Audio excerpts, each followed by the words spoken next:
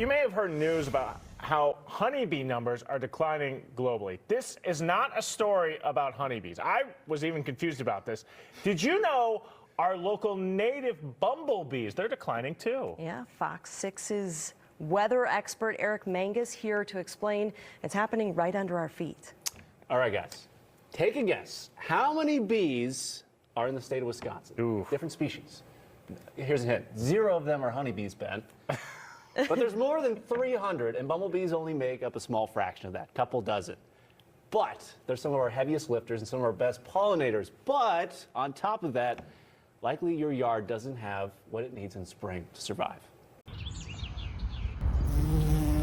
As winter thaws across our richest forests, something amazing happens. The ground flushes green, but to really appreciate it, you have to get low. Lower. Even lower. This is the world of spring ephemerals.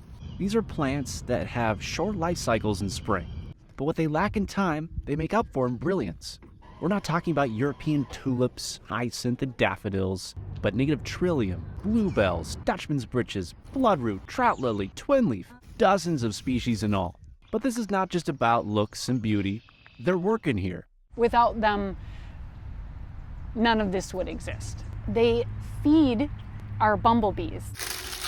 Michaela Rosenthal designs and restores habitats to original diversity with Urban Ecology Center. A dozen or so species of bumblebee call Southeast Wisconsin home, but many of those species have been declining because diverse forests like this are becoming rare. Invasive species, removing prescribed fire from the land, and pesticides have been linked to the troubling trend, but most importantly, traditional turf grass lawn, which is essentially a monoculture that serves almost no habitat. Anytime you reduce diversity, it's a bad thing. our ephemerals have fewer places to go, which means bumblebees are losing sources of food. Without bumblebees and other pollinators, you can say goodbye to some of your favorite fruits, nuts, and seeds.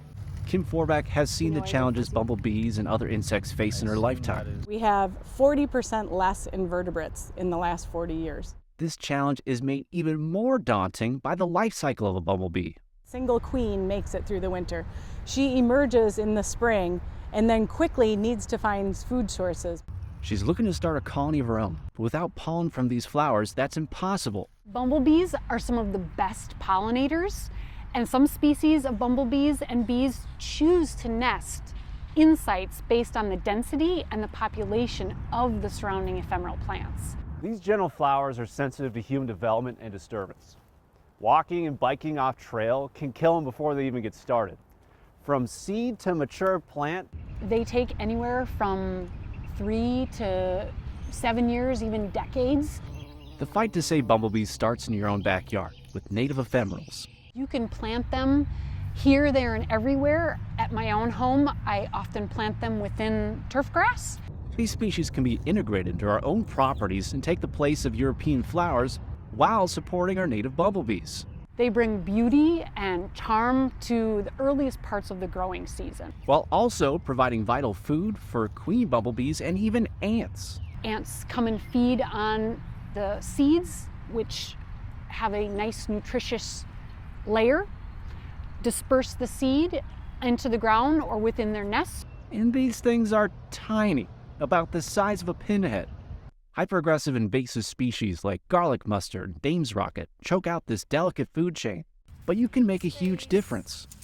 Judy Cardine in Madison has tailored her entire yard to help bumblebees thrive, and in particular, the rusty patch bumblebee. Each of us, with every flower we plant, can make a difference. Rusty patch bumblebees are a federally threatened species of bee that has held on in small remnants throughout southern Wisconsin. I would say plant them and they will come. And boy, have they. Cardine regularly counts more than 10 different species in her own yard, including the endangered rusty patch. Rethinking what plants we put in our yard and looking a little lower is the greatest ally for some of nature's hardest workers. So while our ephemerals are short-lived, the impacts to the bumblebee can last generations.